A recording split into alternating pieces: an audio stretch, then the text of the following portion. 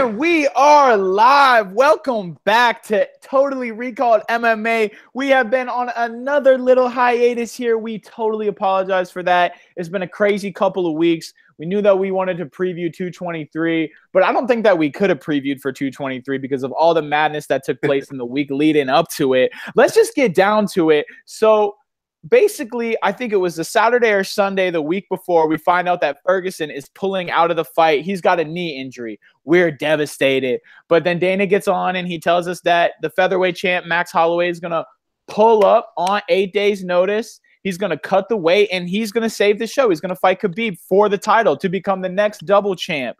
That was crazy, guys. What did you think about how Holloway was able to step in? Do you have any thoughts on that? I mean, now knowing that he wasn't able to compete, but what are you guys thinking about Holloway's, I guess, kind of nuts on the dude to step up? Ray, I'll start with you. I know Holloway's your dude. So. Oh yeah, that's my favorite fighter, man. Yeah, I mean he's an absolute savage, and that just goes to show you that like he doesn't care. He doesn't care who he fights. You know, he wants to fight the best, and the best is blessed. You know, like it's respect. But for like a tremendous respect for him to like go out his way and to do that. You know, to put on fights for the fan. You know, unfortunately he couldn't make weight. But actually, from what he was saying is that he was at 150, he was below 159. It's just they ruled him unfit. Like he said, he felt like he could continue, but they ruled him unfit. So you never know. You mean like if we would have had maybe one more day in, we could have had Max and Khabib fighting. So I mean, but like I said, he has my respect forever for that. He's a savage. Yeah. Yeah. Props to Holloway. I mean, I heard he got pulled. He was below 159, but he only had like 2 hours left. And I don't know how, to cut 4 or 5 pounds in 2 hours. I mean, that's hard. And we're talking Saturday morning. But I think in the lead up to the fight, I think that he was a good call to make. I'm glad that he stepped up. And so the whole, so the week is going on. We think that we have our main event saved. The rest of the card is saved. And then we get to Thursday. I'm online. I'm in bed. Ariel Helwani tweets out the champ is in Brooklyn. I'm like, hell yeah. He's going to be at the event. This is going to be crazy. And then in the tweets that followed and in the news that followed, I'm sure everyone watching, I'm sure your mom knows and your grandma knows too, that Conor McGregor pulled up with a squad of goons at the media day at Barclays Center as the buses were departing the fighters. Y'all have seen the videos. Tommy, what do you think about all of it, man? The craziness. He was throwing chairs, a dolly. The whole shit was crazy. I just want to get your take first on just the antics and how crazy it was and what your reaction is to all that. Man, where to start? I mean, Conor really is about that life with his folks. So supposedly what happened is the Mac Life let him in because they had the media pass and they had no idea what was going to happen. And Conor just went on a rampage and canceled 3 fights. I don't think any fighter has ever done that in UFC history, canceling 3 fights on a card because of yourself, which is like, I don't even know what to think of that. And I mean, everyone knows the story. Everyone knows what's going on. Like you said, your grandma knows. My mom knows. She's the one that asked me about it, like while it was happening. So it's just chaos. Yeah. It was insane. It was like out of a movie. And like what we were talking about before is, yes, it sucks that some fights had to be pulled and he ended up injuring some fighters on the card. But as a McGregor fan myself, I can't help but look at that and go, that's some real gangster shit. I mean, absolutely, man. Pulling up, Ray. What do you think, bro? What do you think about this? Okay, like the thing is, a lot of people are like, "Oh no, that was staged. That's some WWE stuff." That was for real. That is Conor McGregor, 100%. He planned that for sure. He didn't come by himself. He came with 30 Irish goons, talking about where's Khabib.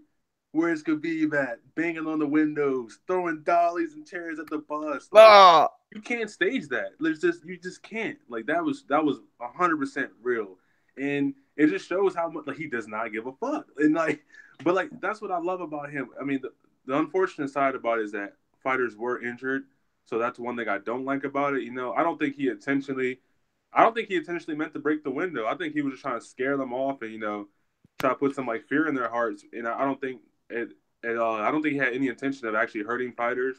What sucks, but for all the people who think that was staged and fake, that was for real. When we pulled up, when we got to the hotel, there were security guards saying, "Yo, that Connor thing was insane."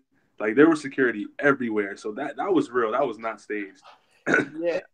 Go ahead. Oh, I think the situation would have been like funny to everyone if no one was injured, but it's just the fact that like fighters had to cancel a lot of fights, people got cuts on their faces.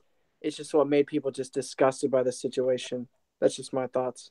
Yeah, and it is kind of gross. It is kind of disgusting because at the end of the day, like he took money away from fighters. He took career opportunities away from fighters, and in that regards, like it's not good. It's definitely not good, and he should apologize. He should definitely pay all of them because I'm sure they're gonna sue. You know, I'm sure he's gonna be hit. He's gonna be hit. He's gonna be hit with the lawsuits. He should make it right. You will lose.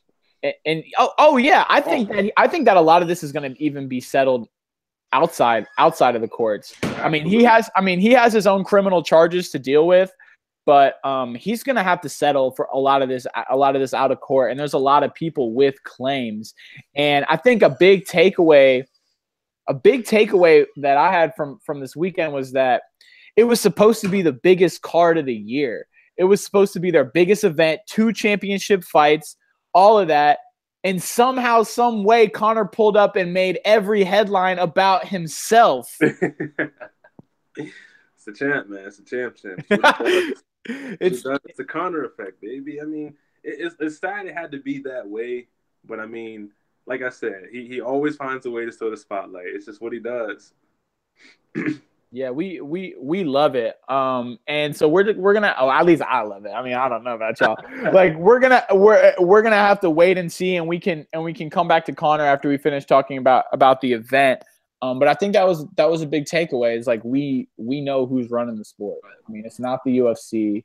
It's definitely not, whoever was on this car. It was Connor just pulled up and made all the headlines about himself. So that's Thursday. That's even before all the madness of the weigh-ins on Friday. So you guys, you were there. You pulled up Friday morning to the Marriott in New York. I'm just gonna give the mic over to you guys to talk about your experience, just talk about all the craziness on Friday. And just let us know about how, what it's like to go to an event of that magnitude, and also to be in the midst of all that craziness and uncertainty. Yeah, man.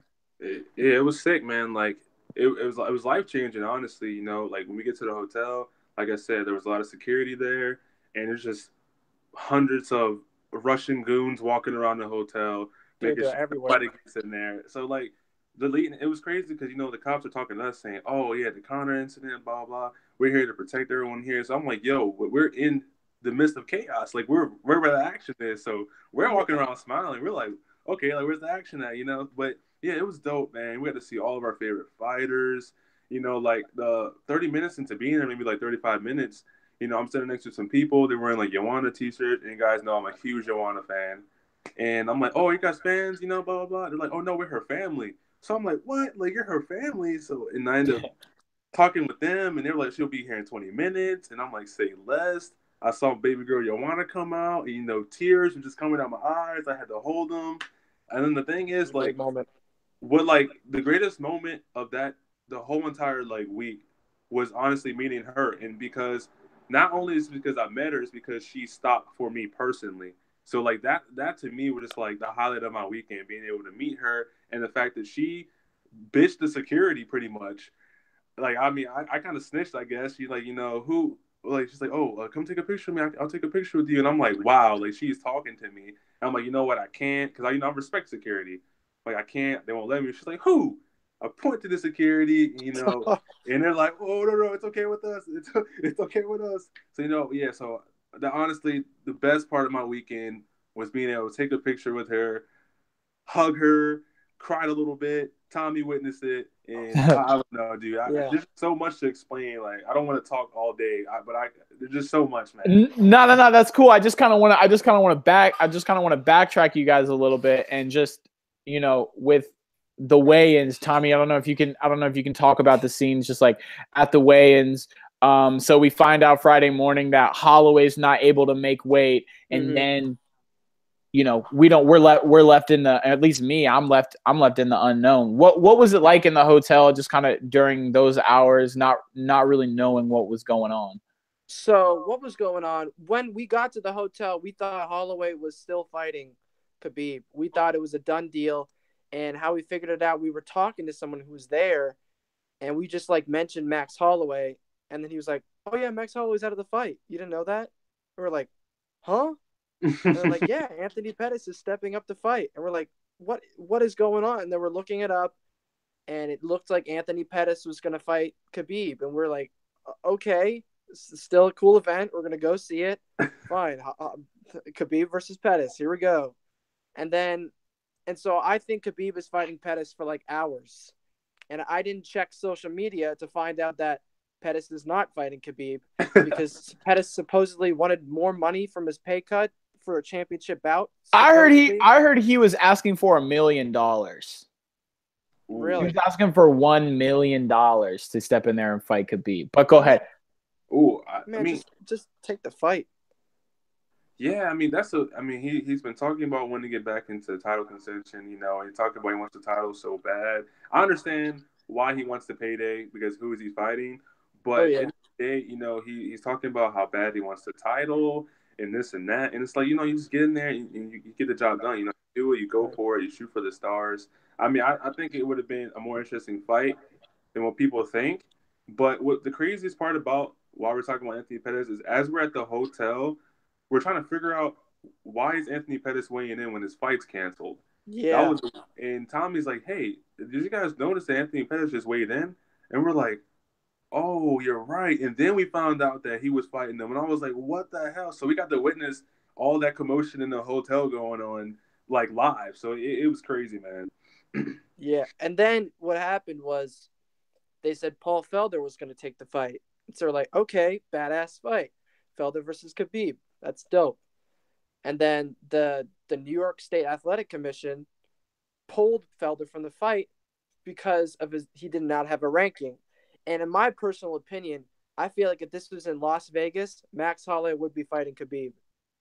Because I feel like the commission in New York is just so strict and it's just so stingy for some reason. And I personally would have loved to see Felder versus Khabib, but commission had to pull it. And then they gave it to Iaquinta, which I thought was a good replacement. Yeah, because even if Holloway wasn't able to get all the way down to 155, I mean, he still could have fought Khabib. They still could have made it happen, Like it didn't have to be a championship fight for Max, and they still would have been able to save the event. You're right, they probably wouldn't have referred to, the arbitrary ranking systems when considering Paul Felder.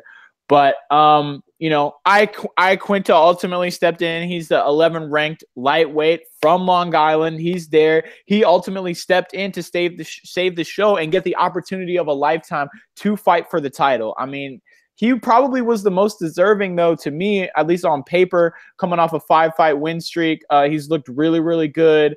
He's a native of the state that they're fighting in. But I do think that you have valid concerns about the commission.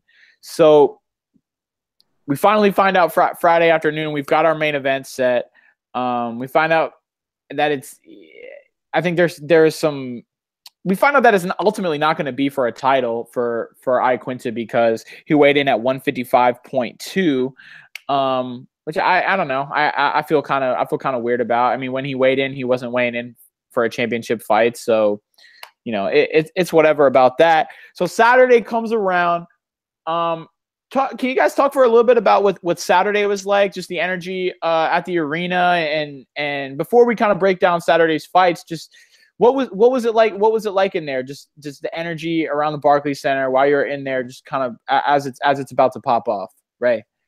Oh man, I was talking about before the fight. Yeah, just kind of like getting hype. Oh, it was insane, dude. I didn't know they had that many Khabib fans in New York. Oh, I'm talking about you have them screaming on top of their lungs before we even entered the center. Khabib time, just going crazy, man. It was just like, wow, fans getting into arguments and fights and just so much going on. And we're not even inside the building yet.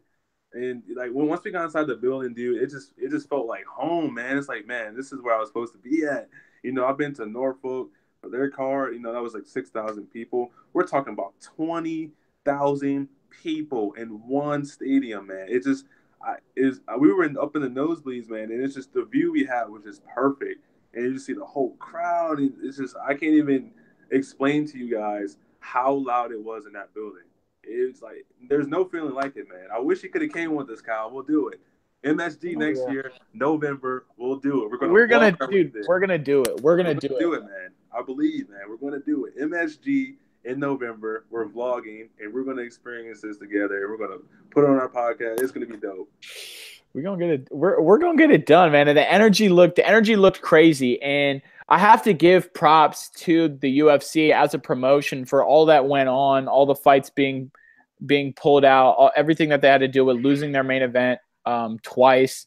They were still able to put on the card and proceed with it. You know, business as usual. You know, even with all that bullshit, all that McGregor bullshit, like it still was about the fights that weekend. At least for me as a fan, maybe not to like the mainstream, but for me, I was excited for the card on Saturday. I'm sitting, you know, at Buffalo Wild Wings. I never go to Buffalo Wild Wings to watch fights, but even when I was in Buffalo Wild Wings down here in Richmond, man, like after 10 o'clock, it was packed out. It was packed out. People were there to watch fights, and it was special, man. It felt cool. It felt all right, and yeah, the first fight I wanted to talk about on the card was the co-main that was for the strawweight title, female strawweight title. That was between Joanna Jędrzejczyk and Rose Namajunas. It was a rematch, you know, and like this fight could have gone 50-50 for me either way because we saw Joanna get knocked out in the first round in the last fight. She blamed it on her weight cut. Says it was a fluke. So I really didn't know who was going to win going into this fight. Ultimately, Rose edged her out for the victory. Tommy, you were there. You had the first eye experience of what was going on. What did that fight look like to you? Who do you think won? And yeah, what are your thoughts? What are your thoughts on that title fight that night? First off, I think viewing the fight live is completely different than viewing it at home when you're judging. Because I feel like there's some things that you can miss, and sometimes the commentators like Joe Rogan and John Anik can say something to sway your opinion. Mm-hmm. But for this, it's all you, and it's only the crowd reaction that like really sways your opinion. And I personally saw it 48-47 Joanna when I saw it live for the first time. I gave the third, fourth, and fifth to Joanna, and I thought that takedown in the fifth wasn't enough, in my opinion. That's what I thought personally. So you scored it for Joanna. Ray, yes. What do you think about the fight? Oh, you already know. And honestly, I love Rose Namajunas. I'm a big fan of hers. There's nothing against her.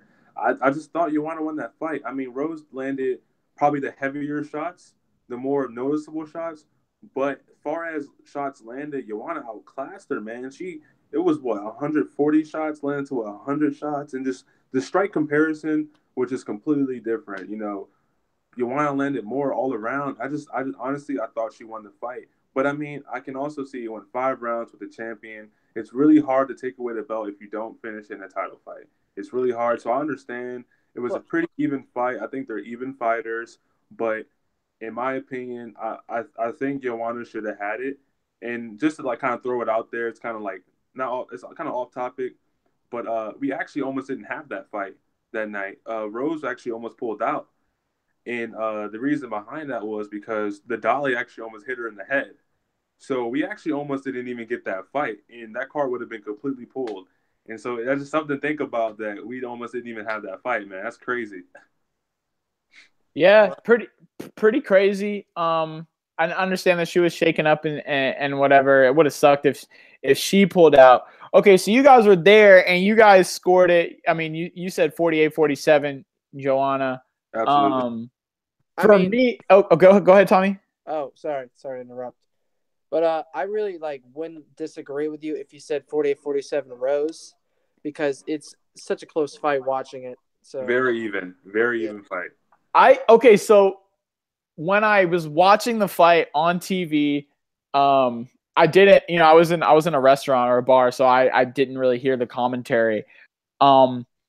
But it looked like to me Rose was getting the better of the exchanges. And Rose's definitely did more damage, I think, to Joanna. I don't think you guys would debate that. But to me, it hurt. I was really impressed with Rose's defense. I mean, she didn't look quicker, but she seemed to be getting out of the way of like almost all of the shots. Like she was real fluid with her movement, and she said at the end of the fight that she didn't think it was a technical performance, but I thought her technique was on point. Her game plan was on point. It's really crazy that she essentially won what was essentially a kickboxing match. So to me, I thought that Rose was getting the better of the exchanges. I thought that she was slipping punches. I don't think Joanna, aside from attacking Rose's lead leg, which looked red as hell after the fight, you could see it getting red as a turnip by the second round. Which maybe the judges should have paid more attention to. I don't know. But then I saw the striking comparisons and saw that Joanna actually landed way more shots. So, but I feel like you can't score a fight like after the fact. Like there were so many shots being thrown in that fight that you know how when you're watching a UFC broadcast, like they'll come up with stats during the fight of significant strikes landed, all that stuff, all that stuff. There were no stats being shown on TV for that broad. So I just from what I remember, there was none of that. Probably because there was just you know what I'm saying? The whole fight. It was fucking crazy. So I have to go off my instinct, and I think that the judges got it right. But you're right. I can't, in the same way that y'all understand, picking Rose, I would understand you guys picking Joanna. Do you guys have anything you want to add just about the fight? Yeah, I mean, at the end of the day, I'm not mad about the decision. It was a very close fight, probably very hard to judge. And like I said, maybe if there was a knockdown in there from Joanna, she probably would have won the fight because it was that close, So, like I said, not mad. I'm upset that Joanna didn't win, but I can't be mad because I am a fan of Rose, and it's just scary. It's kind of scary that she said she felt very heavy-footed and very flat. So I'm like, did we not get Rose at her best? So that's what's crazy to me is that she was like, I felt very heavy-footed, flat-footed, like she didn't feel comfortable. So I'm like, wow. So we didn't even get Rose at her full potential. So that's scary. Like that's a scary champion. Yeah, Tommy, any thoughts additionally? It's just crazy how Rose, like just a couple of years ago, she was fighting Invicta. Now she's the UFC world champion. She's grown so much as a fighter, and she might be the best from what Ray said. I mean, it's undeniable now. I think it's definitely undeniable, and I'm not against seeing them go at it again. I do think that I do think that we need to build a contender queue, and Joanna should go off and fight somebody else, and Rose should go off and fight somebody else. But I think those two it's like Joker and Batman. Like they need each other. Like they're perfect for each other because Joanna made it very clear in her post-fight interview that the other strawweight contenders, like they're nothing like her, and I believe that because facts. She ran through them all. That's facts. So I do think that this is a fight that we're gonna see again. I think it's also important to take into consideration that Rose is only 25 years old. I mean, physically speaking, she may not even be in her prime yet. She may just be getting better. That's crazy. So I think that down the road, we're definitely likely to see these two fight again if Joanna chooses to stay at strawweight. I understand, she's talked about going up to flyweight to fight at 125 before, but we'll see. That's just the madness. So let's move on to the main event of the fight.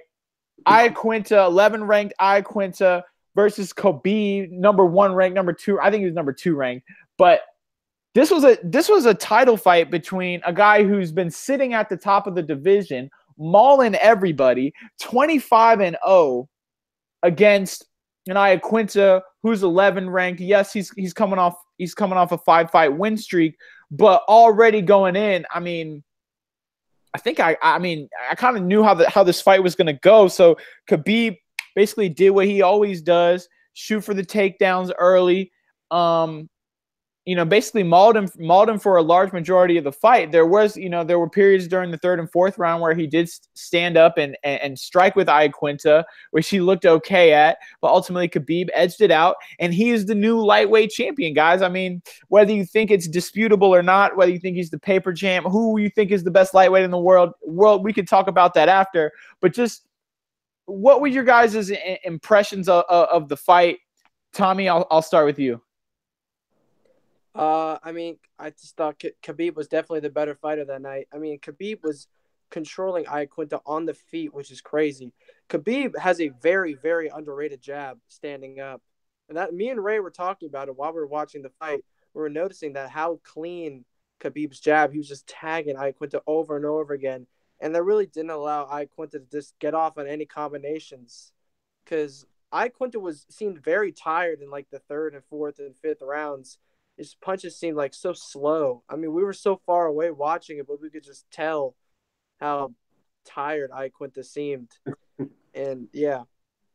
Yeah. Ray, what do you think, man? Yeah, I mean, he definitely seemed pretty slow. I think also it's because, he had a giant Russian blanket laying on him in those earlier rounds. So, I'm impressed he even got up. Most people, once they get under that blanket, you don't get back up. So, he definitely has my respect on days' notice.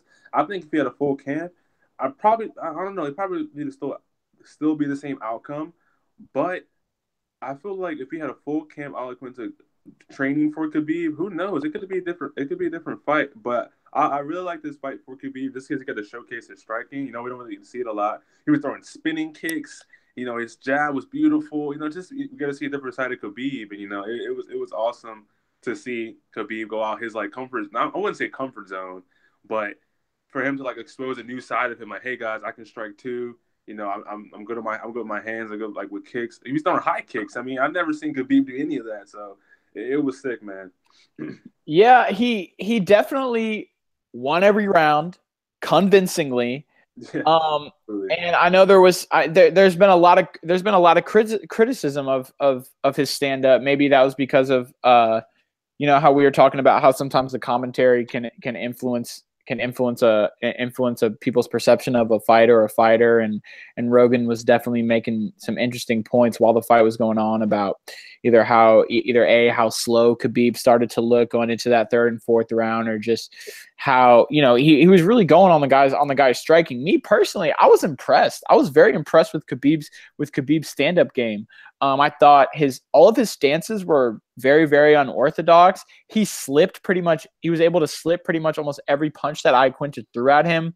And yeah, his jab looked good. And ultimately I'm glad that he's the champ. Now whether you think that he's the real champ is totally going to be up for dispute. I definitely think that he exposed some vulnerability though after watching that fight. Do you guys agree with me? Do you guys think he looked vulnerable? Do you think he looked beatable as to where it maybe if there was a Tony Ferguson in there or a Conor McGregor in there, it would have been a different story? Tommy, what do you think? I mean, honestly, on the feet, yes. I think that someone could definitely figure out what his style is and how someone can shoot him at some angles. But on the ground, it's unquestionable. I don't think anyone could beat him on the ground in the lightweight division. So it just depends on if you could stuff that takedown. That's all it comes down to. Yeah. Ray, what do you think? Yeah, I mean, I don't think he would want to get in a boxing match with Conor or with Tony, just because Iaquinta was able to land some pretty nice shots. I mean, he backed Khabib up with maybe three good shots he got on him that actually made him go back.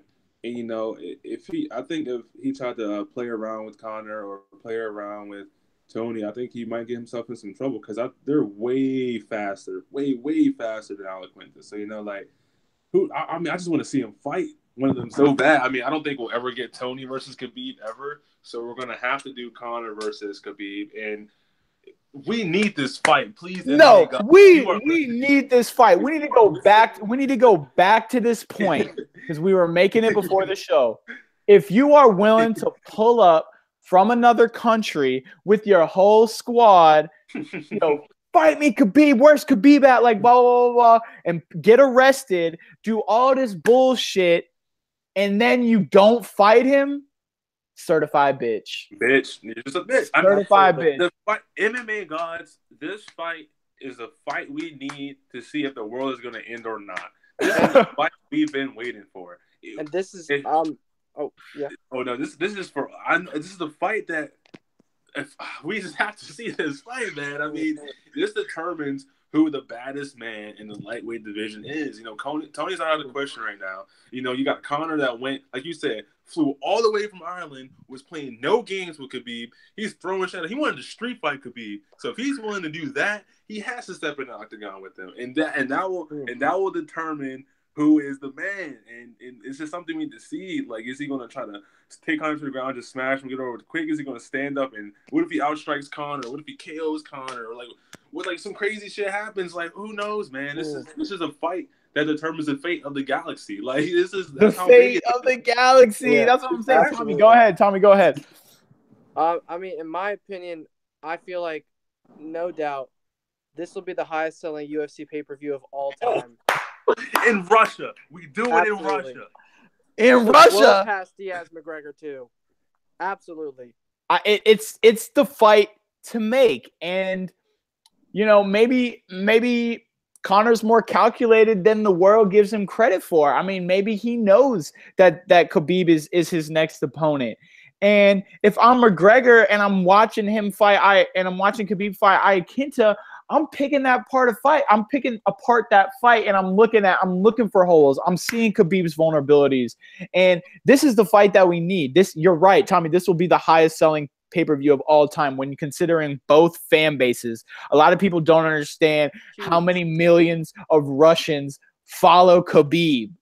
The dude is an international superstar. We need this fight. And as a McGregor fan, I need him to sleep Khabib. I need him to put him to sleep. Full on that. Full and then go Russians, full Khabib. We need all that. Could you imagine those pressers, man? Could you imagine how loud those weigh-ins would be? Oh my God. It would be absolutely insane. We're talking about a guy in McGregor whose prelim fights were selling out the stadiums for his weigh-ins, man. Oh shit. Prelim fighters. And you got fans that we're not even in the Barclays Stadium yet, and they're just screaming on top of their lungs Khabib time. And these fan bases are crazy. And we're gonna have a building full of crazy Irish people and a building full of crazy Russian people, and you put that together, the highest selling pay-per-view that UFC has ever done.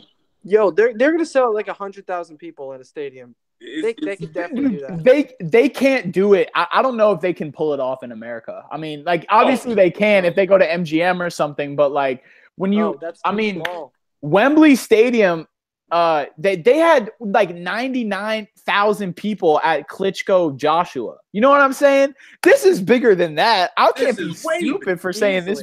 I can't be stupid for saying honestly, I don't care where it gets done. I don't care where the fight happens. It's probably going to happen in America. Let's just hope our boy McGregor doesn't go to jail. Let's hope, he's still able to do business with the UFC, because we don't know. Conor's a fucking mystery, but that is the fight to make. Let's fucking do it, guys. Let's go to the fight. I will sell all of my earthly possessions. I will drop out of college to go see this shit. I do not care. I want to see it. I want to see it more than I want to see a McGregor versus Diaz 3. I want to see it 10 times more than I want to see a McGregor versus Mayweather in the octagon. It does not matter. Point being, we need this fight later this year. This shit cannot wait either. This shit cannot wait. This year. This year, and just what a crazy way to just kind of, I don't know. It's just, I feel like I'm still feeling the chaos of the weekend. You guys were there, and I'm still feeling like it's chaotic. And we have a great great card of fights coming up on Saturday, which we're about to touch on. There was a couple other moments of that night on at UFC 223 in Brooklyn that I wanted to touch on. Yeah, we had a strawweight fight between Kowalkiewicz and Herrig that, Tommy, you were telling me was a good fight. That fight was good. We saw Lozon get stopped. That was a crazy fight.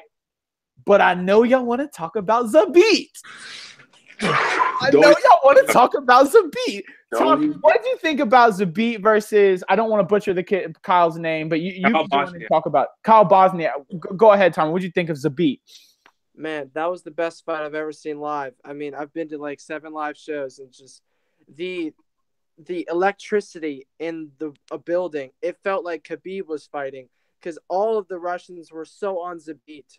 Zabit. They're all just shouting his name. And the thing is, Kyle Bochniak is tough as hell. He's just he's just getting switch kicked in the face, and he kept pushing forward. And those final 15 seconds, the whole crowd was screaming at the top of their lungs. Me and Ray were jumping out of our seats, screaming. It's just it's standing ovation from the whole crowd. It's just incredible, Ray. Oh yeah, man. I totally agree. We were screaming like little girls, man. And this is coming from a guy I actually picked Kyle to win the fight. I was being reckless, Kyle's he's my buddy, he's actually responded to me a couple times. We actually talk on Twitter and stuff. And so that was my buddy. I was talking to him in the lobby. I was like, I'm rooting for you, man. No one thinks you can do it, but I think you can do it. You're tough as hell. We never really get to see him against a striker. We always see him against a wrestler. So this was the test that I wanted him to take, and he passed, man. He's a complete savage.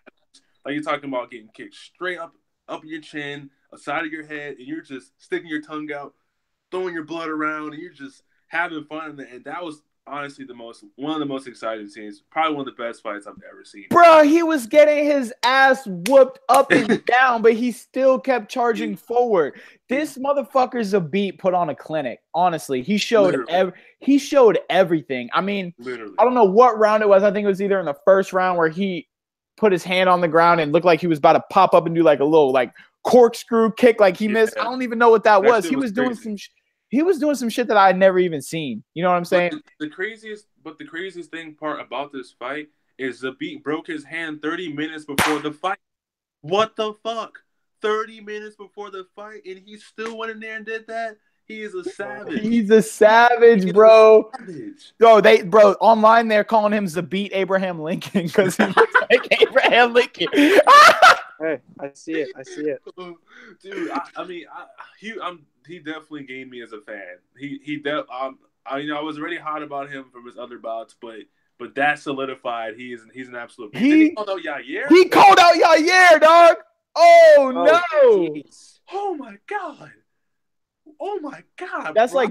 That's like two karate boys just going at it. I paid to watch that fight. It's gonna be amazing. It's gonna be fucking spider kicks and jumping off the cage, all chaos in that octagon, man. I would definitely watch it. Shit, Yair's probably still trying to get the blood out of his eyes from a year ago when he fought Edgar. I don't know what he's been doing for a whole year, but I would definitely down to see that fight. Yair, as y'all know, El Pantera, that's one of my favorite fighters, so I'm down to see them go at it. Both of them are unranked. Well, I don't know if Yair's ranked. Maybe he might be. I would have to check. I don't think so, but either way, we like Zabit. You know what I'm saying? We like Zabit. We like Yair. Let's see it happen, man. Those guys looked great. Before we move on past UFC Brooklyn, UFC 223, were there any moments that you guys just kind of wanted to touch on? I understand you guys took a lot of pics and a lot of videos, so we may have an additional video or post coming about it. But any moments that you guys were there that you guys just really wanted to touch on it and share? Ray, I'll start with you. Actually, yeah, I mean, there's a lot of great moments, a lot of great fighters that we met. But I think I want to say probably the funniest, one of my favorite moments is actually meeting Dana White. And it's just because my phone was on 1% and I'm just screaming, Dana White, my phone's on 1%. It's a 1%. And he just looks at me like, okay, 1% guy, come over here. And then, so he heard me and told me to come up to him. So I got to take a picture with him. And it was just cool that he was actually hey, you know what, 1% guy, come over here. So it was really cool to meet the boss man. He was really friendly. He took pictures for probably every fan there. I was like, wow, he actually stayed out there and talked and and was interacting with the fans. So it was really dope to see that. But there's just so many favorite members. I can talk all day. I can talk for 2 more hours about how many the people we've met and who we talked to. It's just, it doesn't get any better than that, And I don't want to hog the mic, Tommy, but I just want to say one more thing. It's all good. And another favorite moment of mine was talking to Demetrius Johnson. And we went to his meet and greet, and we got to talk to him there for a slight second. It was more of a picture and go. But actually, I had saw him at the lobby after that, and he's just the coolest guy ever, man. And we were sitting there talking in the lobby about Dragon Ball Z and just daily stuff like that. And just he is so funny, man. It just was an honor to be able to like sit there with the GOAT and just have a normal conversation about life and about video games. And it was just an experience that I want to keep experiencing, you know. Mm. Well, yeah, I have two moments actually. Coming off the Dana White one.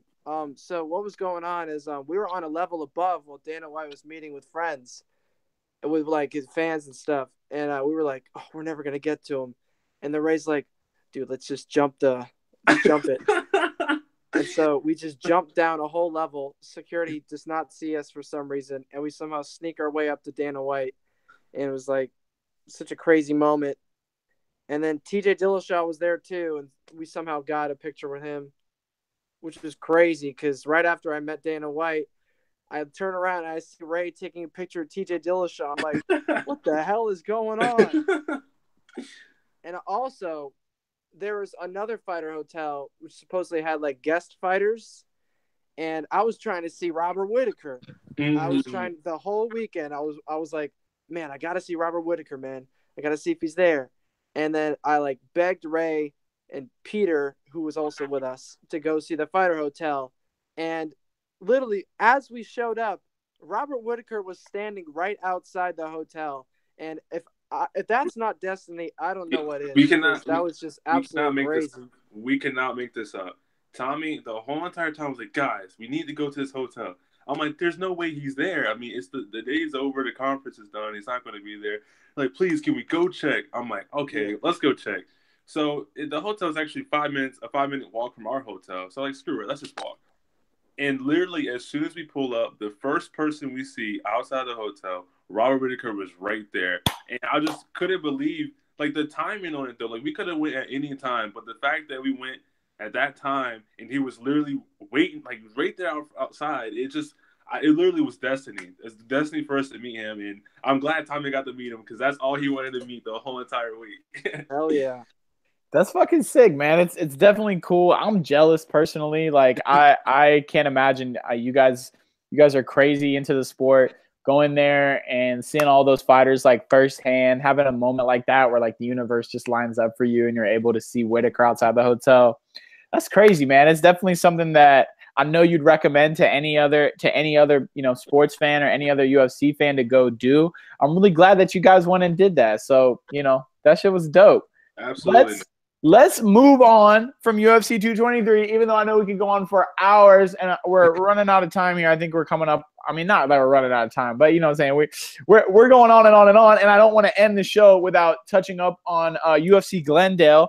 That is, is that a Fox, like network Fox show? UFC on Fox? Yeah.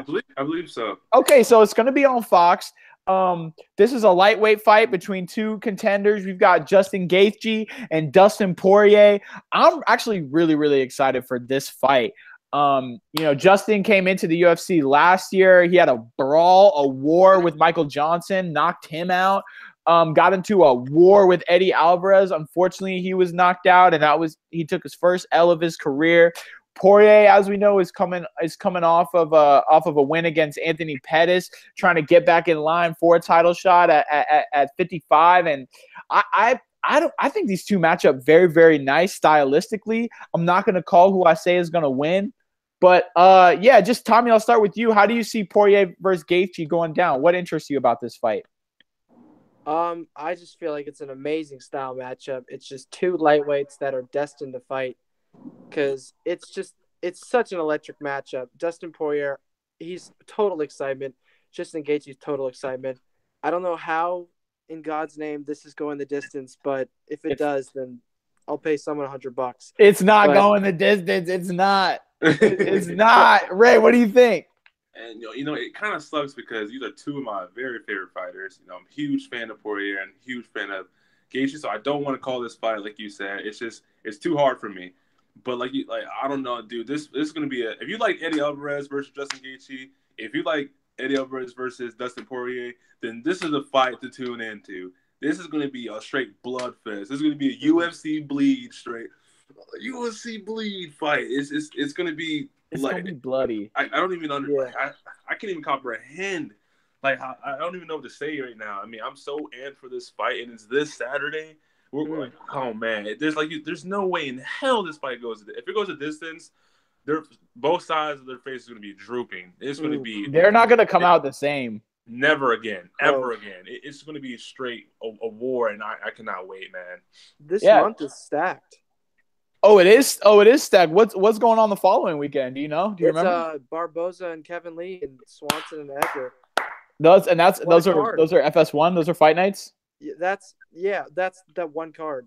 Damn. Yeah. No, we're gonna be pretty stacked, guys, and pretty busy for a little bit. You know, I have to look at the schedule, but I was looking at it as they were showing it on TV the other night. Like the amount of fights, the magnitude of the fights that are going on. There's real important fights happening. That's what makes Poirier Gaethje exciting. You know, because we just crowned a new lightweight king, and you know these guys are fighting to get there too. I mean, so we're gonna see what's going on with that. I do think that the co-main of that card is we're seeing Carlos Condit and Cowboy Oliveira come back. Another exciting fight. What, you guys want to touch a little bit on that one? I mean, I'll go ahead and throw something out there. I think it's kind of bold, but I think Cowboy sleeps Condit. Sleeps him. I think he sleeps him, man. I mean, Cowboy has looked very sharp in his last couple bouts. I think, I don't know. I mean, maybe Condit had some octagon jitters his last fight against Magny. Maybe he just, had to get back into his comfort zone. But you and I watched that fight live too, and I was just going on about how bad Condit looked. Yeah, I honestly, I think if he comes in there against Oliveira like any way he did against Magny, I think Oliveira sleeps him, man, because Oliveira knows how to find your chin, and he doesn't he doesn't pull back shot. He's going for the kill. So I think Condit gets slept, man. What do you think, Tony? I think Condit has one foot out the door because what he said in his interviews is just very, very concerning to me. It's like he said he's going to take the Magny fight just because he wanted money. Like that's what he literally said in the interview. So if any fighter says something like that, I can't pick him to win. So that's why I got to go with Cowboy Oliveira because he's such a powerful fighter and he really sleeps people. So I'm picking Cowboy Oliveira on this one. This is not a sport where you can be 1 foot out the door and you can be half-assed about, because the difference between being that and being all in is your face hitting the fucking canvas hard as a brick. I'm excited for the events this weekend. We touched on a lot of things. We've yet to see the full effect of what McGregor's got going on. We don't know what's going on with him. Let's hope that Khabib and McGregor are able to fight. We're going to see what's going on with all these other fights. And I just want to say, again, I want to reiterate how important it is for us to keep doing these podcasts. We know that we have been absent and we've missed a couple weeks, but we have no time to play those games. We have no time for that bullshit now because we have a stacked schedule. Boys, do you have anything y'all want to say before we dip out? Yeah, I'll go ahead and say, like I said, I know it's been slow, but we really do appreciate the support and everyone who's continuing to message me and say that they're loving the podcast and people just supporting us, man. It really does mean a lot to us. I know we haven't been putting out content lately, but just be patient with us. We have some exciting news coming soon, so just wait on it. It's going to be awesome. Yeah, we got big things to look forward to, so keep in tune. Just wait on it. All right, guys, it's been Totally Recalled MMA. Say your peace. We out, baby. Peace out. We out, babies.